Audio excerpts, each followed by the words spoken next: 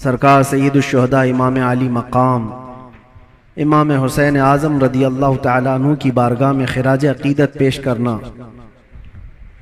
दर हकीकत हम उनका मकाम और उनका बुलंद मर्तबा बयान करके अपनी तारीफ कर लेते हैं, इसलिए कि जो उनकी तारीफ करता है अल्लाह उसका मर्तबा बुलंद कर देता है। एक बात याद रखें, हम हुसैनी हैं और हुसैन आज़म अमन का पैगाम देने वालों को कहते हैं। सैयदुश्शुहदा इमाम आली मकाम इमाम हुसैन रदी अल्लाह तआला अन्हु जुल्म के खिलाफ ही तो खड़े थे और उन्होंने अपनी पूरी जिंदगी में ये साबित कर दिखाया है, मौत और हयात सिर्फ इस दुनिया से मर जाने और कट जाने का नाम नहीं है। जो रसूल पाक सल्लल्लाहु अलैहि वसल्लम की मोहब्बत में मर जाता है अल्लाह उसे हमेशा जिंदा रखता है। आज सिर्फ दो चंद नसीहतें आपके सामने रखता हूं कि बहुत सारे लोग इमाम हुसैन का गम मनाते हैं कि उनकी शहादत हो गई करबला में, उनके बच्चे शहीद हो गए और उनका पूरा खानदान जिस आजमाइश में मुब्तला था, ये सब बयान करने के बाद रोते हैं, धोते हैं, सब कुछ गम फितरी बात है, जो भी सुनेगा उसको गम होता है। लेकिन मैं ये पूछना चाहता हूं, अगर सही मानों में इमाम हुसैन का गम ही है आप और सही मानों में उनसे मोहब्बत की वजह से गम करते हो, करबला के वाक़यात सुनने के बाद आंखों में आंसू आ जाते हैं, तो कभी अपने चेहरे पर नजर डाल कर के भी देख लेना, क्या ये हुसैनी चेहरा है या नहीं है। गम हुसैन का तो है, चेहरा हुसैन का क्यों नहीं है। बड़ी बात है मेरे अजीज, तुम्हारे कहने में और करने में फर्क नहीं होना चाहिए।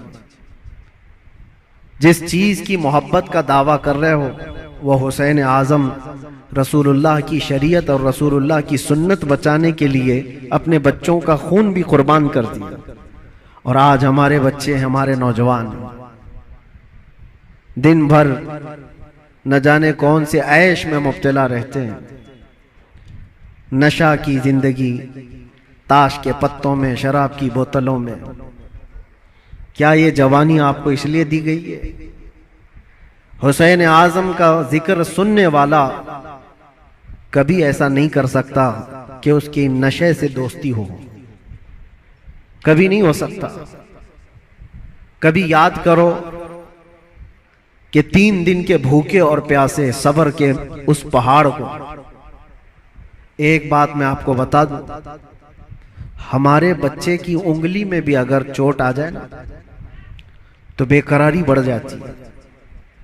मैंने देखा है, मेरा 1 साल का बेटा, दरवाजे में उंगली उसकी फंस गई थी, उंगली कट गई थी, तो लेकर दौड़े डॉक्टर के पास। डॉक्टर जब सुई से टाके लगा रहा था, बच्चा चीख मार रहा था, चिल्ला रहा था, और सच बताऊं मजबूत दिल होने के बावजूद भी हमारे पैर कांप रहे थे। बार बार ये दिल कर रहा था कि बच्चे को थाम लूं। डॉक्टर और नर्स हमें आने से मना कर रहे थे, आप दूर खड़े रहिए, इलाज कर रहे हैं। उंगली के टाके देखा नहीं जाते हमसे अपने बच्चे के। वो इमाम हुसैन 6 महीने के बच्चे को लेकर जब यजीदियों के सामने आए, सिर्फ पानी के एक कतरे के लिए, और उन यजीदियों ने दूर से तीर चलाकर इमाम हुसैन के बच्चे को शहीद कर दिया। गले में तीर चला और खून का फव्वारा निकलकर इमाम हुसैन के चेहरे पर लगा। जानते हो मेरे अजीजों, अपने हाथों में उस बच्चे को लेकर क्या उन्होंने रोना धोना किया? नहीं, अल्लाह की बारगाह में पेश किया और अर्ज किया कि मौला मेरी ये छोटी कुर्बानी भी कबूल फरमा ले।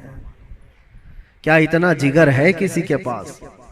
एक तरफ भांजों के, भतीजों की लाशों को देखना, अपने भाई की, सगे भाई की लाश देखना, बहुत सब्र किया, लेकिन कभी आप सोचते हैं ये सारा सब्र किसके लिए था? इसलिए था कि हुजूर की शरीयत हम तक पहुंच जाए, आने वाली नस्लें सीधे रास्ते पर चल सकें, इसलिए इतनी बड़ी कुर्बानी थी। और अगर आज हमारा नौजवान सीरत हुसैन पर नहीं चल सकता तो फिर वो गमे हुसैन मनाने का अहल भी नहीं है, वो करबला सुनने का अहल भी नहीं है। करबला के वाकयात सुनने वाला नौजवान वो सच्ची तौबा करके सच्चे रास्ते पर चलने का अज़म करे तो ही हकीकी मानों में वो हुसैनी कहलाता है। और आपको पता है हुसैन आजम के साथ कौन था करबला में? सिर्फ उनका खानदान 82 लोग, 82 लोग गए थे, जिसमें से तो 72 के करीब शहीद हो गए। औरतें बची थी, आपकी बहन और आपकी बीवी, आपकी बेटी, या औरतें जब कैदी बन करके जा रही थी। लोग उल्टा सीधा बयान करते होंगे, लेकिन सही मानों में रिवायत यह है कि उन अहले बैत की खवातीन को उस हालत में भी पर्दे में देखा गया है। अहले बैत की कोई औरतें बेहिजाब नहीं थी, वो अपने पर्दे की पाबंदी कर रही थी, जैसे चाहे वैसे। आपको एक बात बताता हूं, जब इमाम हुसैन का सर लेकर के दिमश्क में पहुंचे, दिमश्क में जब पहुंचे तो पूरे लोग सर इमाम हुसैन को देखने के लिए भीड़ लगाए हुए थे।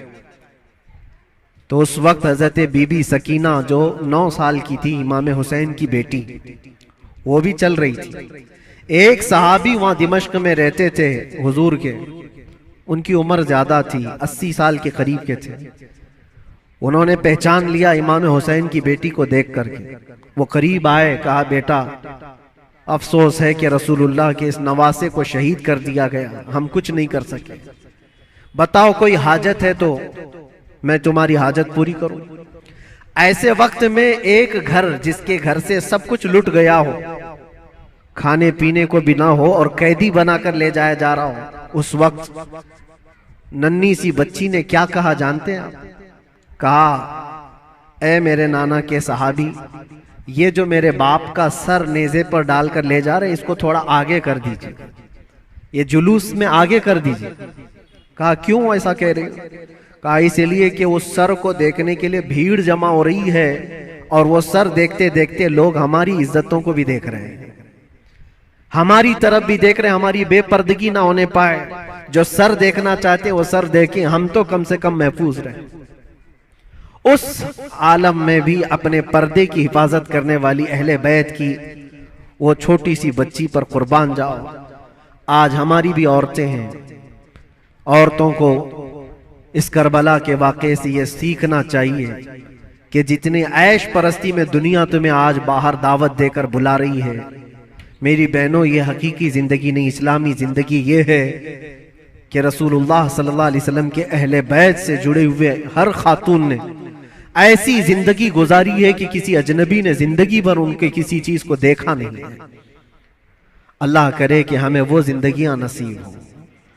बस मेरा ये पैगाम है कि हुसैन आजम को सुनने के लिए सिर्फ रोना धोना जरूरी नहीं, बल्कि हुसैन आजम को सुनने वाले को ये अज़्म और हौसला रखना चाहिए कि मैं अपनी ख्वाहिशात को मार करके अल्लाह की रजा के लिए जीऊंगा, अल्लाह की रजा के लिए जीऊंगा। जो बुरी आदतें जिंदगी में आती हैं उसको तर्क करना ये भी एक बहुत बड़ा अज़्म है, एक बहुत बड़ा हौसला है। नौजवानों से मैं गुजारिश करूंगा, आज पूरी दुनिया तुम्हारी तरफ देख रही है। आज जानते हैं हमारी कौम को क्या क्या इल्जामात हैं कि नशा तुम्हारे यहाँ बिकता है, नशा तुम करते हो, झूठ तुम बोलते हो, चोरियां तुम्हारे मोहल्ले में हो रही हैं, बहुत सारी आवारगियां, ये सब बातें क्यों आई तुम्हारे अंदर? रसूलुल्लाह सल्लल्लाहु तआला अलैहि वसल्लम के खानदान से मोहब्बत करने वाले, अहले बैत से मोहब्बत करने वाले अपने मुआशरे में ऐसे तो नहीं रह सकते। जिस रसूल ने कहा सफाई आधा ईमान है, आज हमारे मोहल्लों में सफाई नहीं। बात सिर्फ यही है कि सिर्फ जुबान से हुसैन हुसैन कह लेने का नाम हुसैनी नहीं होता, हुसैनी नहीं होता। अपने अमल से यह साबित करके दिखाओ कि हम हुसैनी किरदार रखते हैं, यजीद से आज भी नफरत रखते हैं, और आखिरी बात, हुकूमतें सबकी जाएंगी। आज जो तख्त पर बैठे हों कल उतर जाएंगे। यजीद 3 साल तक हुकूमत किया, अपने 3 साला दौर में उसने बहुत जुल्म किया, लेकिन तख्ता खत्म हो गया, यजीद मर गया। मुझे बताओ आज पूरी कायनात में झंडा यजीद का लहराता है या हुसैन का लहराता है? वजह यही है, हक के लिए जो खड़ा हुआ रब ताला उसे कयामत तक जिंदा रखता है। इसीलिए हमेशा इस बात को याद रखो मेरे अजीजों, जुल्म करने वाले जुल्म करते रहेंगे, मसाइब आते रहेंगे, मुसीबतें आती रहेंगी, मशक्कतें आती रहेंगी। अंधेरा होगा तो अल्लाह ताला की तरफ से उजाला भी जरूर आएगा, उजाला जरूर आएगा। अल्लाह तबारक व तआला हक के साथ हमेशा कायम रहने की तौफीक अता फरमाए। बस मैं आज इतनी नसीहत पर अपनी गुफ्तगू ख़त्म करता हूँ और दुआ के लिए मैं हाजिर आया था। दुआ करता हूँ, मेरा एक छोटा सा ये मैसेज था, इसलिए कि मैं एक चीज़ आपको ये भी बता दूँ कि मैं आपकी इसी जामा मस्जिद का इमाम भी रह चुका हूँ अल्हम्दुलिल्लाह।